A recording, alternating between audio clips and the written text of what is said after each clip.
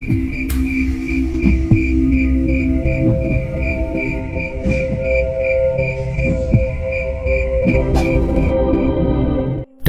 Janji Buyut. Saka, seorang pria muda yang hidup nyaman di kota, pulang ke kampung halaman setelah ibunya meninggal mendadak dalam kondisi mengenaskan. Tubuhnya kaku membiru, lidahnya terjulur, dan matanya terbuka seolah sedang melihat sesuatu yang sangat menakutkan. Dalam proses pemakaman, warga desa mulai berbisik-bisik menyebut nama Buyut Rekso, leluhur keluarga Saka yang dikenal sebagai pawang gaib, pelaku ilmu hitam, pembuat perjanjian darah dengan bangsa jin di Gunung Geni. Saka tidak percaya mitos, tapi semuanya berubah ketika ia mendapati mayat-mayat dalam rumah keluarganya yang dikubur di bawah lantai dapur dan sebuah ruang bawah tanah tersembunyi yang menyimpan benda-benda ritual kuno serta kitab ajian yang ditulis dengan darah manusia. Ternyata selama 5 generasi keluarganya hidup dalam kemakmuran karena perjanjian gaib yang dilakukan Buyut Rekso. Perjanjian pesugihan sederhana tapi keji. Setiap 12 tahun, satu darah keluarga yang belum tersentuh dosa harus dikorbankan, maka kejayaan akan turun. Jika tumbal ditolak, maka seluruh garis darah akan dicabut. Jiwa mereka diambil, tapi tubuh mereka tetap hidup. Kini waktunya jatuh pada anak dari adik Saka yang baru lahir, bayi suci yang belum punya dosa, dan para makhluk gaib itu sudah menunggu. Saka mencoba memutus perjanjian, tapi semakin ia melawan, makhluk-makhluk penjaga perjanjian mulai datang satu persatu, merasuk ke tubuh warga, membunuh binatang ternak, membuat satu desa perlahan berubah jadi ladang kematian yang hening. Di puncaknya, Saka harus memilih, mengorbankan keponakannya sendiri demi menyelamatkan keluarga besarnya, atau melawan kekuatan gaib itu dan mengambil tempat bayi itu sebagai tumbal. Seperti apa perjuangan Saka dalam kisahnya? Ini dia selengkapnya. Darah Janji Buyut di Fakta Sejarah. Hujan turun sejak sore tadi. Langit muram menggantung di atas Jakarta, seolah tahu kabar yang baru saja diterima Saka tak seharusnya datang di tengah kesibukannya yang padat. Ponsel di genggamannya masih menunjukkan pesan singkat dari bibinya. "Ibumu udah pergi, Kak. Pulanglah malam ini juga. Ada yang harus kamu tahu." Saka menatap layar ponsel itu lama. Matanya berat, bukan hanya karena lelah, tapi karena rasa bersalah yang tiba-tiba menyesakkan dadanya. Sudah 2 tahun ia tak pulang ke Karangsanga, desa kecil yang ia tinggalkan sejak lulus kuliah. Terlalu banyak alasan dibuat-buat, terlalu banyak kenangan yang ia pilih kubur dalam. Tapi kali ini, ia tak bisa menolak. Bukan karena rasa kehilangan, tapi karena kalimat terakhir itu. "Ada yang harus kamu tahu." Saka belum tahu. Kalimat itu bukan sekedar ajakan, tapi panggilan. Sebuah sinyal dari sesuatu yang sudah menunggunya lama, yang tak sabar menagih janji yang bukan miliknya, yang tertidur bersama tanah basah dan darah lama, tapi mulai terbangun saat nafas terakhir ibunya menguap. Malam itu juga, Saka naik kereta ke Purwokerto. Hujan masih terus turun sepanjang perjalanan. Di dalam gerbong, suasananya sepi. Hanya ada suara roda besi bergesek dengan rel, dan sesekali bayangan hitam yang lewat cepat di jendela. Tapi Saka terlalu lelah untuk menyadari, atau mungkin memang ada bagian dari dirinya yang sudah mati rasa sejak menerima pesan itu. Jam 3 pagi, ia sampai di Karangsanga. Udara dingin menusuk, kabut menggantung rendah di antara pepohonan jati yang tumbuh liar di sekitar jalan desa. Tak ada suara burung, tak ada jangkrik, bahkan angin pun terasa menahan nafas. Dari kejauhan, terlihat rumah joglo peninggalan keluarganya, berdiri senyap, tua, dan sepi. Tapi satu hal yang aneh, lampu di beranda menyala, dan pintunya sedikit terbuka. Saka menelan ludah. Warga desa bilang tak ada yang berani masuk rumah itu sejak ibunya dibawa ke rumah sakit seminggu lalu. Tapi malam ini rumah itu seperti menunggu, menyambut kepulangannya. Langkahnya ragu, tapi rasa penasaran lebih besar dari ketakutan. Saat kakinya menyentuh anak tangga kayu pertama, lantai rumah tua itu berderit pelan. Angin berembus pelan membawa bau aneh, seperti campuran dupa, tanah basah, dan darah lama yang sudah mengering. Pintu terbuka perlahan, tanpa disentuh, dan dari dalam rumah terdengar suara lirih perempuan. "Kamu sudah pulang ya? Padahal ibunya sudah meninggal kan?" Rumah itu masih seperti dulu. Dinding kayu yang sudah lapuk, bau anyir yang menyusup diam-diam ke setiap rongga udara, dan lukisan tua di ruang tamu yang selalu membuat Saka tidak nyaman. Di dalamnya, waktu seperti berhenti. Langkah kaki Saka menggema pelan di lantai kayu yang dingin. Ia menoleh ke kanan dan kiri, mencari asal suara tadi. Suara perempuan yang menyebut namanya, tapi tak ada siapa-siapa. Hanya ada kursi goyang di pojok ruangan yang bergerak perlahan, seolah baru saja diduduki seseorang. Di atas meja, ada dupa yang masih menyala, dan di samping dupa itu, segelas air kembang dan sehelai rambut panjang berwarna putih. Bukan uban, bukan rambut manusia biasa. Saka mendekat. Tangannya nyaris menyentuh rambut itu saat duak! Pintu belakang membanting sendiri. Angin menerobos masuk, membawa hawa dingin dan bisikan-bisikan yang tak bisa dimengerti. Tapi Saka tahu, ada sesuatu yang tidak ingin dia menyentuh benda itu. "Kamu udah dipanggil, Saka." Suara itu datang lagi. Kali ini lebih dekat, lebih jelas, dan lebih dingin. Pelan-pelan sosok itu muncul dari bayangan lorong. Seorang wanita tua, rambut panjang terurai, kulitnya pucat keabu-abuan dan matanya kosong. Tapi wajahnya jelas, wajah yang sangat dikenal Saka. "Ibu?" Tapi bukan, itu bukan ibunya. Itu cangkang kosong dari seseorang yang pernah menjadi ibunya. "Sudah waktunya, Saka. Sudah ditunggu. Kamu yang terakhir, pewaris darahnya." Saka mundur. Jantungnya berdentum cepat. Warisan apa maksud ibu?" Wanita itu tersenyum samar, lalu menunjuk ke lantai rumah. Tepat di bawahnya, ada lantai kayu yang berbeda warna, gelap, seperti pernah terkena darah dan dibersihkan berulang kali. "Kamu harus buka peti itu. Kunci di balik lukisan kamar ayahmu. Jangan tolak warisan leluhur kita. Darah yang sudah ditumpahkan demi kejayaan keturunan ini gak bisa ditolak begitu saja." Saka menggeleng panik. "Enggak, aku bukan bagian dari ini semua." Tapi pintu-pintu rumah mulai menutup sendiri.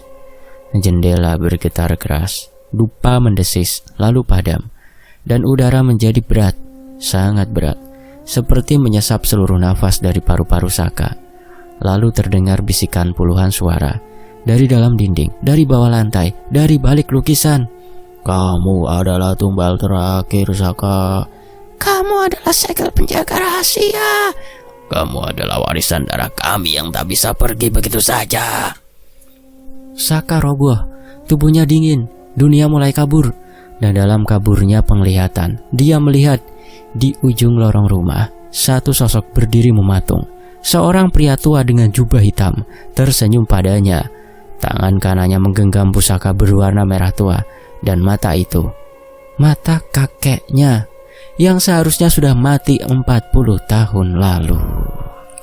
Langit mulai memucat saat embun turun pelan, tapi karang sanga tak pernah benar-benar terang. Bahkan saat pagi datang, matahari seperti enggan menyinari tempat ini, atau mungkin sesuatu di desa ini memang menolak cahaya. Saka bangkit dengan tubuh kaku. Dia tak ingat pasti kapan jatuh tertidur, atau lebih tepatnya, dipaksa roboh dan tertidur. Kamar yang dulu milik ayahnya kini penuh debu, rak buku lapuk, kaca berjamur, dan lukisan tua dengan figura ukir emas yang menatapnya dari dinding. Lukisan lelaki tua bersorban hitam, sorot matanya tajam seperti menyimpan ribuan rahasia. Mbah Rekso. Buyutnya, leluhur utama keluarga mereka. Saka menyebutnya Bahrekso, lelaki yang konon membuat desa Karangsanga makmur dengan syarat yang tak pernah disebut secara gamblang. Saka mengingat jelas kalimat ibunya semalam, "Kunci ada di balik lukisan kamar ayahmu." Dengan tangan gemetar, dia copot lukisan itu. Di baliknya lubang kecil menganga, menyimpan sebuah kunci besi berwarna hitam kelam, dingin seperti es batu yang disimpan dalam liang kubur. Begitu menyentuhnya, jari telunjuk Saka mengucurkan darah, bukan karena tergores, tapi seperti kunci itu menghisap darahnya. Nafasnya mulai memburu saat dia turun ke ruang tamu.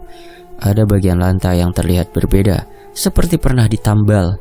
Ia cungkil pelan-pelan, ternyata benar. Ada penutup kayu yang menyembunyikan sebuah peti besar berukir kepala kambing bertanduk melingkar. Aroma busuk menyergap begitu peti itu dibuka. Tapi bukan bau bangkai biasa. Ini lebih mirip bau daging manusia yang dibalsam dengan kebencian dan ritual terlarang. Isinya tak kalah mengerikan. Kain kafan bernoda darah tua, keras dan retak seperti kulit ular yang mengering. Stoples kaca berisi gigi dan jari anak-anak. Semua kecil, seakan berasal dari korban yang tak sempat dewasa. Lalu sebuah buku tua, sampulnya dari kulit manusia bertuliskan Tumbal Darah Karangsanga. Saka nyaris menjatuhkan buku itu, tapi rasa penasaran lebih kuat dari ketakutan. Halaman pertama kitab itu langsung menyambut dengan tulisan dengan tangan tua. Anak sulung dari setiap garis darah harus membayar agar bumi tetap subur, agar panen tak gagal, agar keturunan tetap berkuasa. Itu adalah pedoman ritual keluarga mereka, ditulis oleh tangan Buyut Rekso sendiri. Setiap 12 tahun, tumbal harus diberikan. Yang muda, yang tak bersuara, yang tak dicari. Darah mereka akan mengaliri tanah. Rohnya akan menjaga gerbang antara alam. Saka membaca cepat, semakin ngeri tiap paragrafnya. Tapi halaman terakhir bikin seluruh tubuhnya dingin. Jika keturunan terakhir menolak warisan ini, maka roh para tumbal akan bangkit. Mereka akan menagih darah, bukan hanya keturunan, tapi seluruh warga desa. Maka darah akan tumpah, tak lagi sakral, tapi penuh dendam. Bruk. Suara keras dari dapur bikin Saka terlonjak. Ia berlari, jantungnya tak karuan. Di lantai dapur berdiri seekor kambing, tapi bukan kambing biasa. Wajahnya manusia, seorang anak, kulitnya mengelupas, matanya kosong tapi berlinang air mata.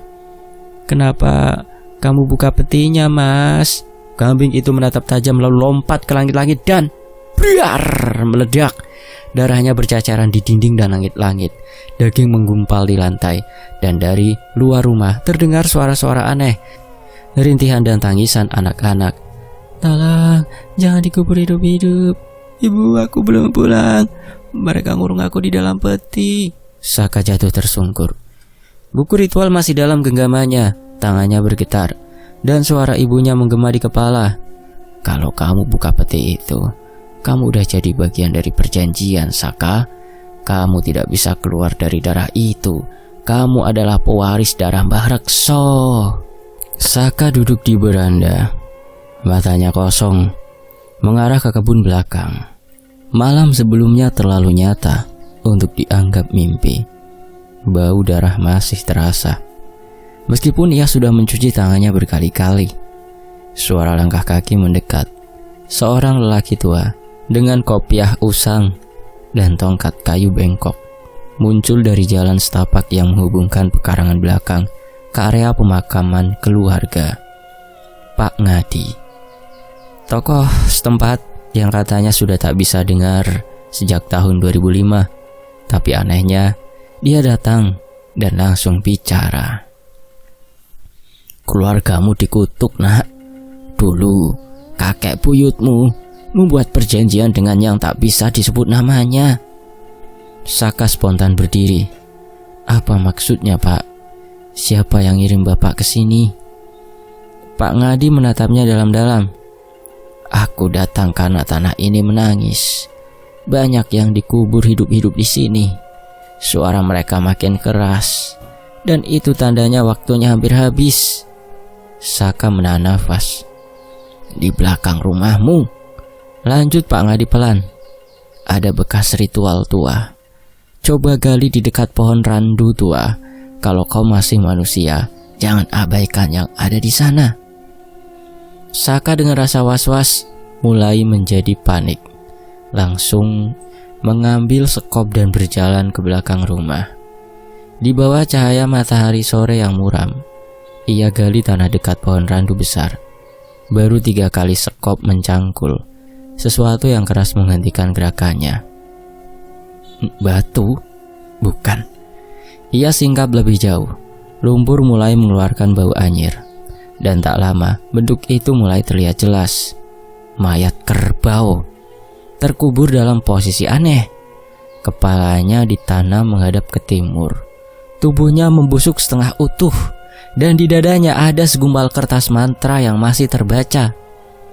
Di balik tengkorak kerbau itu tergambar simbol aneh. Segi 5 berujung mata, dibuat dari darah dan potongan rambut manusia. Saka mundur beberapa langkah, tangannya gemetar, nafasnya memburu. Apa ini? Pak Ngadi sudah berdiri di belakangnya. Itu tanda pengikat perjanjian. Kerbau bukan cuma tumbal, tapi penanda.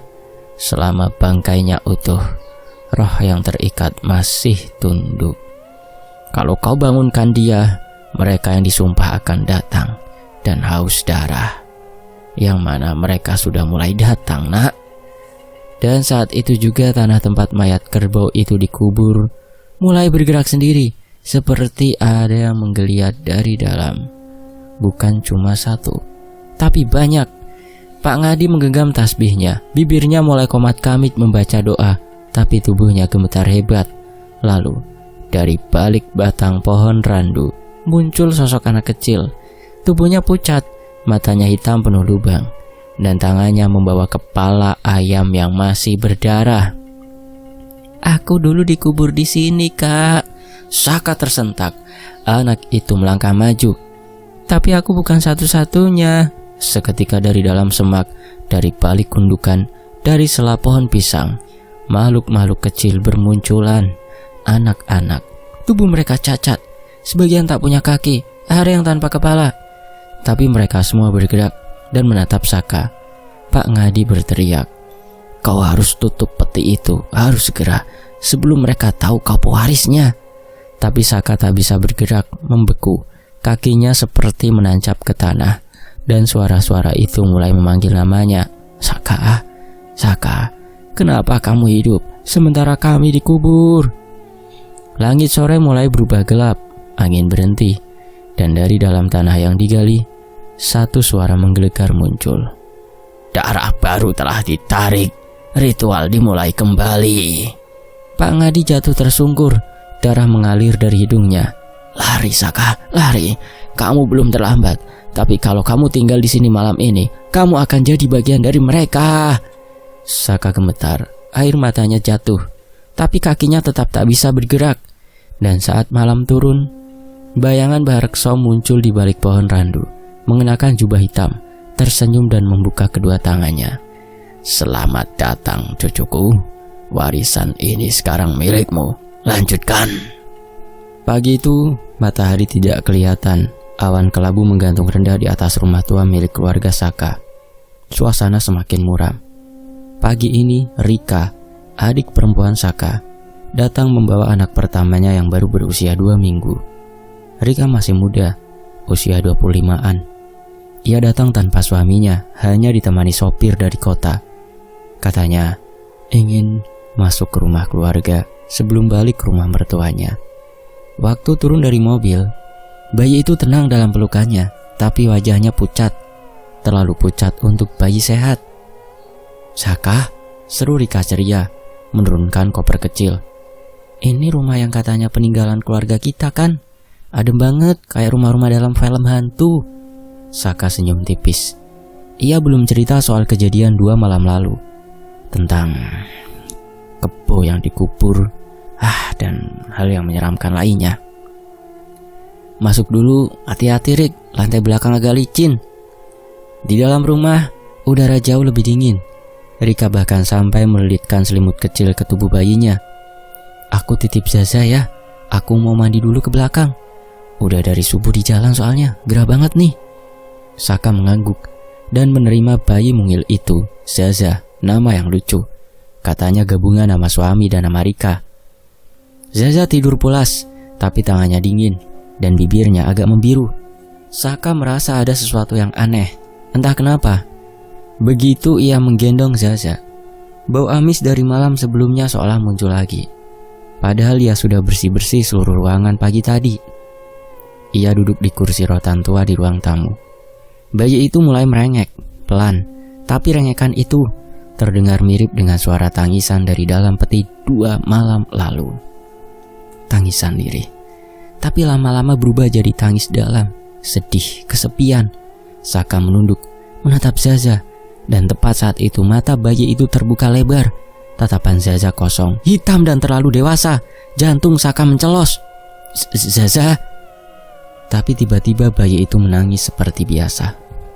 Dan suara langkah kaki Rika terdengar dari arah dapur. Setelah mandi dan menyusui, Rika mengajak Saka ngobrol di ruang tengah. Mereka ngobrol ngalor ngidul tentang pekerjaan, kampus, dan Rika yang rencananya mau balik kerja habis masa cuti melahirkan. Tapi siang itu, Zaza mulai rewel. Bayi itu menangis terus-menerus tanpa alasan. Disusui gak mau, digendong tetap menangis. Waktu dibaringkan tubuhnya menggigil. Kayaknya dia kayak masuk angin kak, tapi kok aneh ya, tangannya dingin banget. Saka mulai merasa gak enak. Dia perhatikan lagi wajah Zaza. Bibirnya kini membiru jelas, dan dari hidungnya keluar lendir merah bercampur darah. Rika! Saka langsung bangkit dan memanggil Rika yang sedang di dapur. Dalam panik, mereka langsung bawa Zaza ke klinik desa. Setibanya di klinik, mantri jaga langsung memeriksa. Wajahnya berubah. Ia ambil stetoskop, termometer, alat infus kecil untuk bayi, tapi hasilnya suhu normal, denyut jantung stabil. Tidak ada tanda infeksi atau alergi. Katanya bingung. Tapi saya nggak bisa jelaskan kenapa bayi ini muntah darah. Dari sisi medis ini nggak masuk akal. Rika hampir pingsan. Ia menggendong Zaza erat-erat. Tubuhnya gemetar. Mas, kita pulang aja. Aku takut ini bukan sakit biasa. Saka mencoba menenangkan, tapi dia sendiri juga ketakutan. Bukan cuma karena Zaza sakit, tapi karena dia mulai merasa rumah itu menolak anak kecil. Malamnya, Rika menolak tidur di kamar belakang. Ia memilih tidur di ruang tengah. Dengan lampu menyala dan TV menyala kecil, bayi Zaza mulai tenang. Tapi hanya saat digendong. Tiap kali dibaringkan, ia menangis. Saka duduk di teras. Rokoknya menyala tapi tidak dihisap. Dia menatap pohon mangga tua di belakang rumah. Di bawah pohon itu, dulunya ada sumur tua yang udah ditutup. Di sekitar situ juga tempat ditemukannya bangkai kerbau hitam yang dikubur rapi. Semua mengarah pada satu hal, perjanjian leluhur, kutukan yang menurun. Dan bayi yang tidak bersalah ini ikut terseret. Sekitar pukul 2 dini hari, Saka terbangun dari tidurnya karena suara ketukan. Tuk, tuk, tuk, tuk. Bukan dari pintu, tapi dari dinding kamar. Seolah ada sesuatu yang berjalan dalam rongga rumah tua mereka. Saka keluar dari kamarnya. Di ruang tengah, Rika masih memeluk Zaza. Tapi Zaza sudah tidak menangis. Anak itu menatap lurus ke arah loteng. Matanya besar terbuka dan tepat saat itu Saka mendengar suara tangisan bayi lain dari loteng. Tangisan yang sama seperti dari peti. Tangisan yang dia pikir sudah berhenti. Keesokan harinya, Rika bersikeras pulang. Aku gak peduli mau macet, hujan atau apapun. Aku mau keluar dari rumah ini kak. Ia gemetar. Suaranya parau karena semalaman gak tidur. Semalam aku mimpi tapi rasanya nyata. Ada sosok tinggi kurus, wajahnya gak ada, cuma kulit yang ditarik. Dia berdiri di atas loteng, ngeliatin Zaza, dan dia bilang, anak ini bukan milikmu. Saka tercekat. Apa? Dia mau ambil Zaza kak. Katanya, anak dari darah keluarga ini harus dikembalikan. Aku gak ngerti. Tapi dia bisikin itu terus di telingaku sampai aku bangun sambil nangis. Saka memaksa Rika untuk tinggal semalam lagi, tapi gak bisa. Rika akhirnya pulang dengan sopir yang sama menuju rumah mertuanya. Tapi sebelum pergi, ia titip satu pesan ke Saka. Mas Saka, jaga rumah ini baik-baik. Tapi kalau bisa jangan ajak anak kecil lagi ke sini ya. Ada sesuatu di sini yang haus. Malam itu, hujan turun rintik-rintik, seperti suara bisikan halus di balik genteng rumah tua. Saka masih duduk termenung di kamar. Sejak Rika dan bayinya pulang siang tadi, rumah kembali sepi. Tapi keheningannya tidak pernah terasa seperti sebelumnya. Jam dinding menunjukkan pukul 1:13 dini hari ketika suara cek terdengar. Bukan suara pintu dibuka tapi suara cairan. Saka terbangun dari tidurnya. Ia mendengar tetesan jatuh ke lantai dari arah tembok sisi ranjang. Perlahan ia nyalakan lampu tidur, dan saat matanya tertuju pada dinding, ada cairan merah pekat menetes perlahan dari celah retakan cat dinding. Awalnya dia pikir itu bocoran atap, tapi tetesannya kental, lengket, dan berbau amis. Saka mendekat. Ia ulurkan tangan, menyentuh cairan itu. Darah. Seketika tubuhnya kaku. Ia mundur, nafasnya memburu. Tapi saat menoleh lagi ke arah tembok, bukan hanya darah yang keluar. Ada tulisan perlahan muncul seperti ditulis dari balik tembok. Tulisan itu tergores sendiri, menembus lapisan cat, mengeluarkan darah dari tiap hurufnya. Gilirannya sudah tiba. Tangan Saka gemetar. Ia ingin lari dari kamar, tapi tubuhnya tak mau bergerak. Kakinya berat seperti diikat. Dalam hatinya ada satu suara, bukan suara batinnya sendiri, tapi suara asing bisikan tua, laki-laki parau. Kalau kau melawan, kau malah kehilangan semuanya. Tiba-tiba pandangannya gelap. Saka bermimpi. Ia berdiri di atas altar batu hitam, dingin, basah oleh lumut dan darah beku. Di depannya bayi yang menangis keras diletakkan di tengah lingkaran simbol aneh, seperti segel kuno. Tangisan itu adalah suara Zaza, anak Rika. Tapi Saka tak bisa bergerak. Tangannya terikat rantai, mulutnya terkunci. Di sekeliling altar, makhluk-makhluk berjubah hitam berdiri diam, mengelilingi tanpa wajah. Hanya lubang gelap di tempat mata seharusnya berada. Salah satu makhluk itu mendekat, membuka jubahnya perlahan, dan di baliknya bukan wajah, tapi cermin. Dan di cermin itu Saka melihat bayangan dirinya dengan wajah kosong, tanpa mata, tanpa mulut, hampa. Tiba-tiba makhluk itu bicara, bukan dengan suara, tapi dengan gema dalam kepala. 1 darah suci setiap 12 tahun. Itu harga yang harus dibayar. Kau sudah tahu? Saka terbangun sambil berteriak. Tubuhnya basah kuyup oleh keringat, nafasnya terengah-engah, dan matanya langsung tertuju ke arah tembok. Tulisannya sudah hilang, tidak ada darah, tidak ada bekas, tapi lantai di dekat ranjang masih basah, merah kecoklatan dan baunya, amisnya, nyata. Pagi harinya, Saka langsung menuju ruang penyimpanan. Ia buka kembali peti tua yang waktu itu ditemukan di gudang belakang, dan sudah dilarang oleh Pak Ngadi. Di balik tumpukan kain kuno dan naskah-naskah rapuh, matanya menangkap kitab tua bersambul kulit hitam yang belum sempat ia baca sebelumnya. Tangannya gemetar waktu meraih kitab itu. Halaman pertama hanya bergambar simbol aneh, tapi yang bikin bulu kuduk berdiri adalah halaman keempat. Ada nama leluhurnya, Raden Satmoko, tertulis di situ. Diikuti catatan kecil, perjanjian darah telah diikrarkan untuk kejayaan keturunan. Raden Satmoko adalah kakek buyutnya Saka, masih di atasnya Mbah Rekso, dan dialah yang pertama kali membuat perjanjian gaib dengan sosok tak dikenal yang disebut-sebut sebagai yang tak bisa disebut namanya. Dia berasal dari generasi awal yang tinggal di rumah warisan itu sekitar awal tahun 1900-an. Saat itu wilayah tempat tinggal mereka masih berupa hutan yang perlahan dibuka menjadi desa, Seng Babat Alas. Raden Satmoko dikenal sebagai orang yang sekti, terpandang, dan sangat dihormati oleh warga karena kekayaannya yang datang tiba-tiba. Tapi cuma sedikit orang tahu bahwa kekayaan itu datang dari ritual pesugihan gelap. Ritual yang menggunakan kerbau hitam dan darah suci keluarga sendiri sebagai tumbal. Untuk mengikat perjanjian tersebut, Raden Satmoko menuliskan namanya dalam kitab warisan, Kitab berkulit hitam yang diwariskan turun-temurun dan cuma bisa dibuka oleh keturunan langsungnya sudah dibuka oleh Mbah Rekso, dan di zaman ini di dalam kitab itu nama-nama keturunan yang dipilih sudah dibuka Saka untuk dijadikan tumbal, ditulis satu persatu. Tapi setiap generasi yang menolak akan terkena kutuk. Tubuh hidup, tapi jiwa hampa. Kayak sukmanya ditarik gitu ke alam lain. Mereka disebut sebagai bayangan berjalan. Saka adalah generasi keempat, dan sekarang giliran darahnya yang ditagih.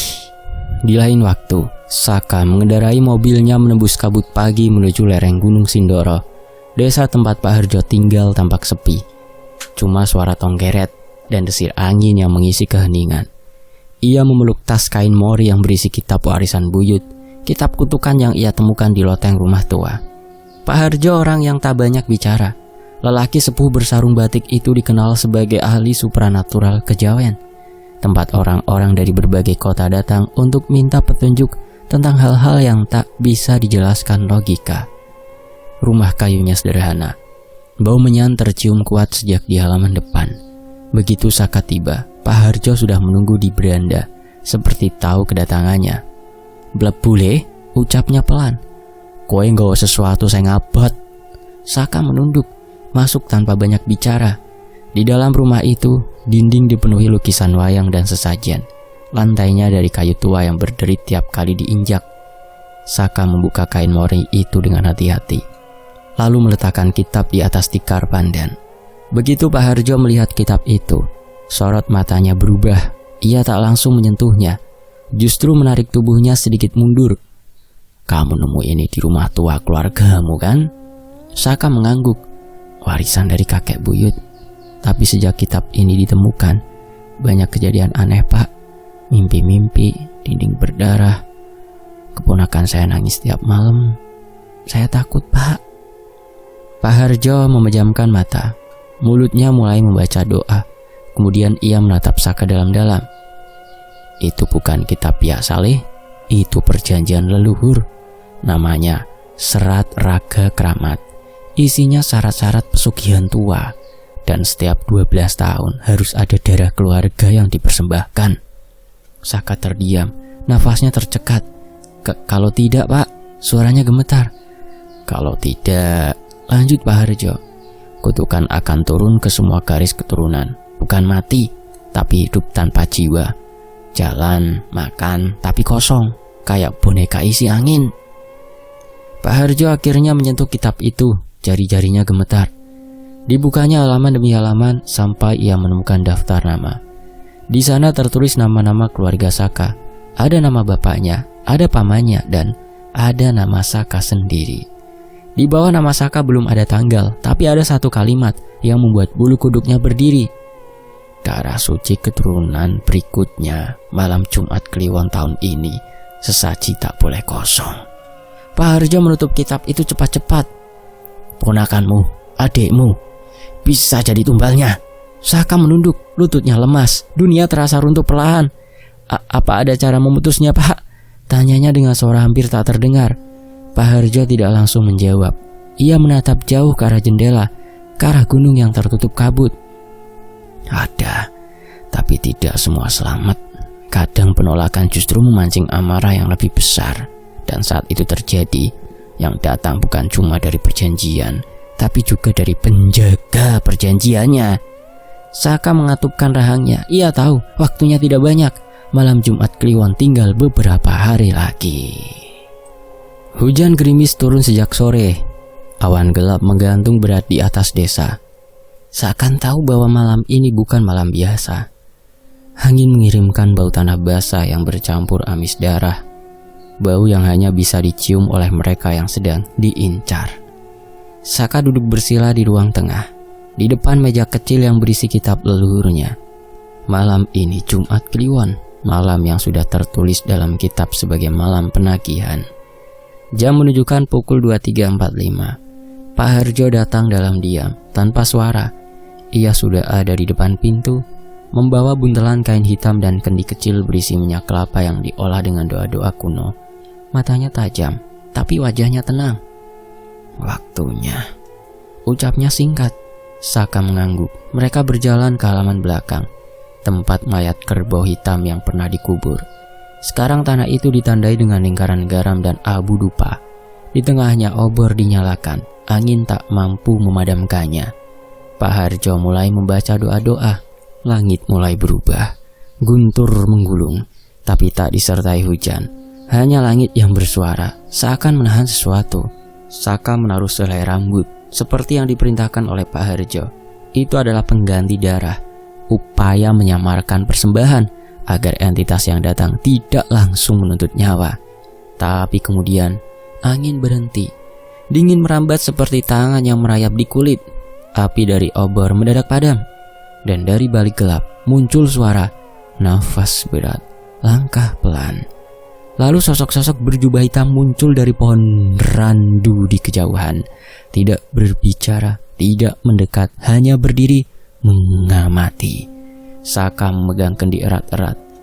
Ia menggigil. "Pak, mereka itu."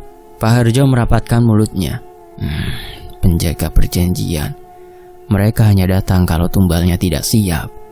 Langit malam masih bergemuruh. Sosok-sosok berjubah semakin mendekat. Mereka berjalan tanpa kaki, melayang di atas tanah, membawa hawa kematian. Suara-suara serak mereka memanggil, seperti desisan ular lapar. "Bayar. Tumbalmu darah, darah suci bayar." Saka berdiri di depan pintu kamar. Pak Harjo berdiri di belakangnya. Matanya berubah gelap, seperti sedang menatap dunia lain yang tidak terlihat oleh mata manusia biasa. "Cepat Saka, kamu masuk ke dalam lingkaran ini. Jangan keluar apapun yang terjadi," ujar Pak Harjo tegas.